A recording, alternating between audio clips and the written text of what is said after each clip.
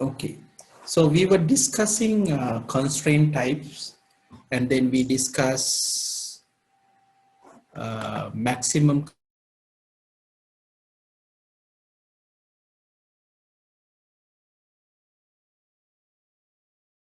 Okay, sorry about the interruption again. There's a power cut. Let me connect again. Let me. Okay. So the next thing I would like to discuss more on recursive relationship types. When there's a relationship with the same entity type, then we call it a recursive relationship type. Right. Now, for example, if you go back to our ER diagram, if you look at the employee and the supervision, that means each employee you have a supervisor. If you want to represent that relationship, you have to make a relationship with the employee entity type, right? Now to do that, you have to create a relation with the same entity type, which is called recursive entity type. Now, when you have a recursive entity type, you have to name the both the sides because different sides represent different things. So you will see that left side is named as supervisor, right side is represented as supervisee. So this is one to many, which means one supervisor can have many supervisees, but supervisee could have one supervisor. And then both the participation is partial participation, which means a supervisor may not have any supervisees. And when you take supervisees, there are some cases you might not have any supervisors, right? So you have a partial participation here, right? Now, having said that, let's move to the next one. Okay, attributes of relationship type. Sometimes the relationship also can have attributes. For example, we have seen managers and then you have a start date. So that is some attributes are connected to the relationship. So that we have already seen. Okay, so structural constraints meaning like what kind of partial as well as cardinal ratios we will put some in the relationships, the constraint that we will make, like one to one, one to many, many to one, as also many to many. So for that, you place the appropriate number on the link.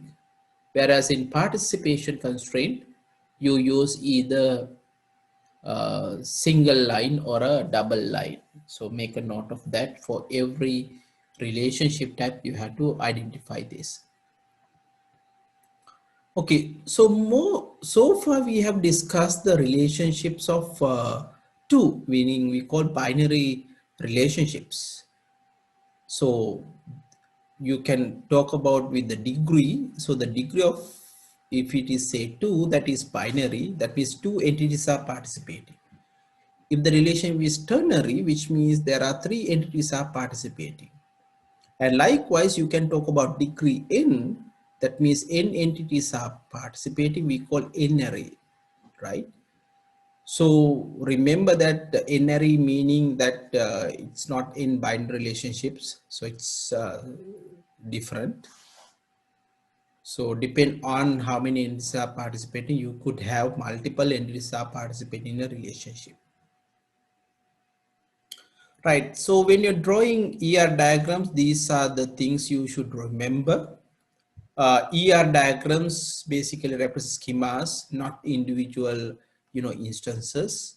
You should use singular names and uppercase for entity types like employee, department, works for, managers, and so on. Attribute name should be capitalized like name, salary, and birth date. Remember that these guidelines are given in Navate's book, so this is what they are proposing. Then role names, lowercase letters, like especially in recursive relationship, you have to represent the both sides, supervisor, supervisee, so you may use lowercase letters. Cardinal ratios 1 to 1, 1 to many, many to 1 as well, many to many. Usually we represent in this way. Then participation constraint, we use either single line or a double line. Single line for the partial participation, double line for the total participation. So if the structural constraint cannot be determined from the requirements, then you have to make necessary assumptions. So remember that whether to decide on 1 to 1 or 1 to many or many to many, if it is not possible with the given, whatever the given, whatever the given description, then you should make necessary assumptions. So most of the time, that's how we will start. Right. So let's quickly look at again, we have completed the discussion of the ER modeling. So let's look at the complete picture. We start with the entity types, and then we have regular entities, we have weak entities, and then we have different attribute types. That's also we discuss. Then you identify any key attributes, then relationships, and then there are cardinal ratios, total, partial, and finally you have recursive relationships. So everything we have discussed, I hope by now you should be able to come up a diagram like this. Okay, there are different other notations as well. If you go to different notations, so this is like what coming from the Navate's book, and this might be different from what you have learned in different courses, because different books recommend different notation. So you should be bit familiar with the different notations as well. So this is another one from the textbooks that actually we have used. You have different colors.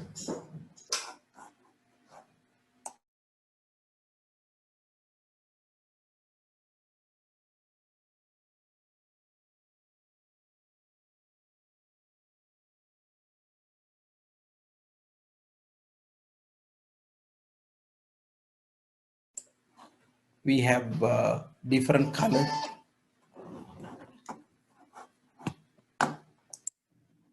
Okay, Anand.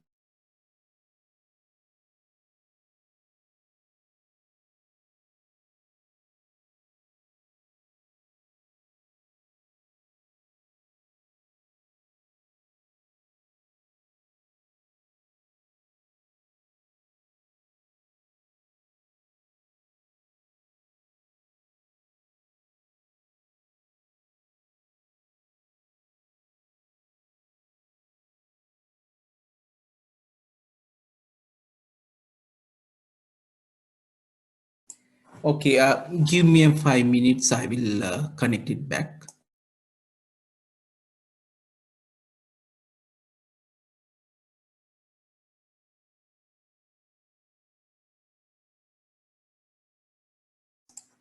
Have you checked the creately?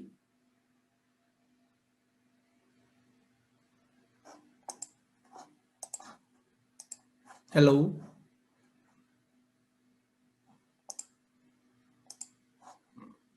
Is it working? I have given you updated the plan, what we call team plan. Okay, yeah. So I gave the team plan for everybody in the classroom, so that in the group work today, so you'll be able to share your plan with everyone, and you can work. I will share the work later on. For the time being, I want everyone to log in to creately.com. Let me type it if you're not done so far. So it's called creately.com.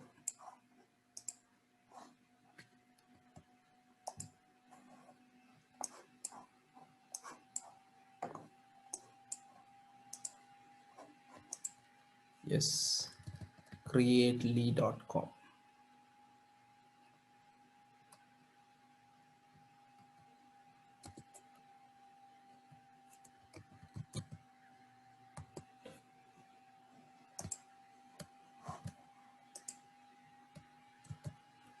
Can you confirm those have already got the team plan?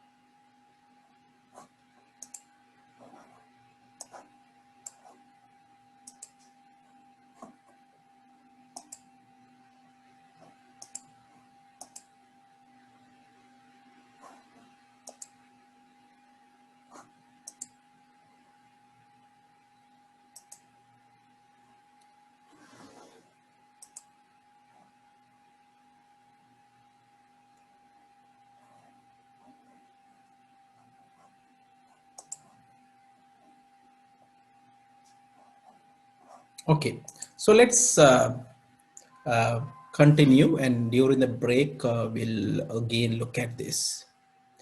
Right.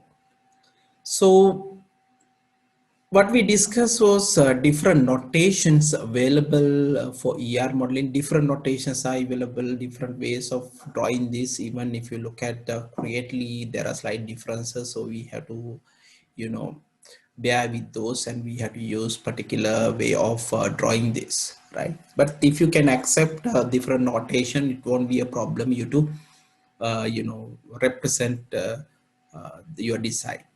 Right. Now, having said that, one of the common ways of representing this is called crossword notation. Very common for cardinality. For example, one and only one could be represented like this by connecting the line and having two vertical lines.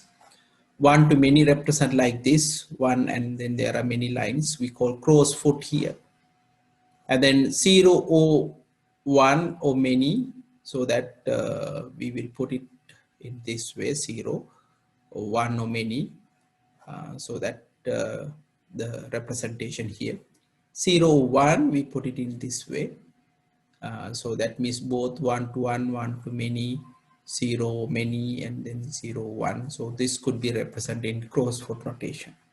So similar notation is given in UML as well. I'll come to that point after a couple of minutes time. Then some examples of cross notation. For example, customer places orders, and then if you take customers, and then you may have a 0 or more, so that's what we represented here. So there could be 0 or more orders. But if you take an order, you have to have only one single customer. Minimum and maximum should be one. So likewise, order and item order. So order can have at least one or maximum many orders. But if you take the orders, you have to have exactly one order. Right. If you take employee, for example, you can have 0 one spouse, right? Either you are married or, and then spouse, you have to have, one employee, right? One and only. And then likewise, assigned to employee assigned to projects. So employees may assign to 0 more projects. A project can have 0 or more employees, right? So this is some way of the representation in a crossword notation. Now if you look at the problems, there are some problems as well with the notation. So some ideas like specialization, generalization, those could not be represented in model, and then for that you have to go for model. So EER stands for Extended Entity Relationship Modeling, where you can specify the specialization and generalization and so on, right?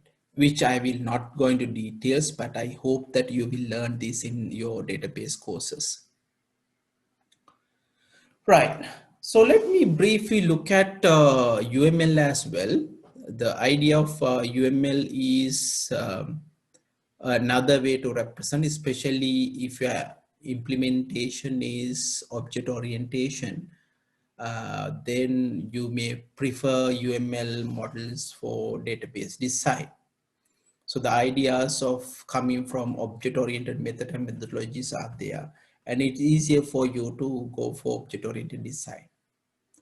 So these models not only for relation, the model basically we use only for relational data modeling, but UML could be used for other, for example, object oriented and object relation modeling as well. It's also similar to ER and ER. I will have a comparison. It also contains name attributes, and then you have one additional things, the operations, which we call methods. So it facilitates both structural as well as behavioral diagrams, and more complete specification description of overall database application could be done with the UML diagrams. If I compare the two, UML and EER, I will put EER here because for the comparison, because UML can also represent specialization, generalization ideas. So the classes we in UML we call classes, that's the entity types. So all the entity types that we have discussed are represented as classes in UML, and individual entities we call objects, right? And then you have relationship types. So when it comes to UML, we call the associations. If the relationship type is a binary, then we call binary association. And then you have, let's say, relationship attribute, which means there are sometimes attributes belongs to relationships. In UML, we call link attributes. And then you have relationship constraints, like we call cardinality, for example. So those are represented as multiplicities in UML. And finally, recursive relationships in ER are represented as what we call reflexive association. So those are some terminology that we will use in UML and in comparison to EER or ER diagrams. Right, now this is the diagram that we will have in ER for the company database, and then I will show you and discuss briefly the equivalent in UML. So here is UML, right? If you look at the notations, I told you employee here entity type, department entity type, project entity type, and dependent entity type. Everything is represented as classes. So this is employee, this is department, this is project, and this is dependent. So each class, we call it, has three parts. You have a name of the class, and then the set of attributes, as well as the methods, we call it, right?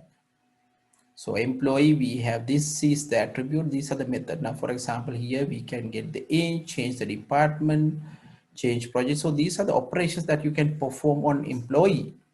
So likewise, departments also have three parts. You have department name and number, and these are the operations that you can perform, right? And then we discuss there are two relationship types in between employee and the department, works for, and then managers. Both are we call associations. We call association. So here we will have two associations, right? And then the values are given as min and max notation. For example, here employee can maximum and minimum works for 1-to-1, whereas department you can one to many. So this is one to many means a minimum is one, maximum is many, right? So here we have four numbers to indicate that the minimum number of employees you should have for the department as 4. So likewise, the managers you have, if you take an employee, works as a manager for sometimes 0, sometimes 1, where that means 0 and 1 here, min max notation.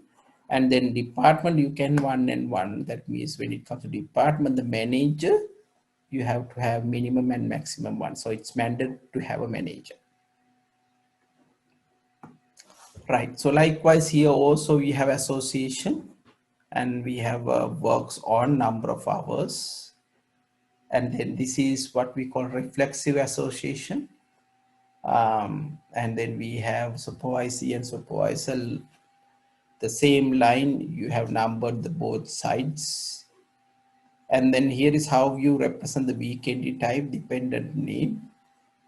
And this is will the aggregation notation of here.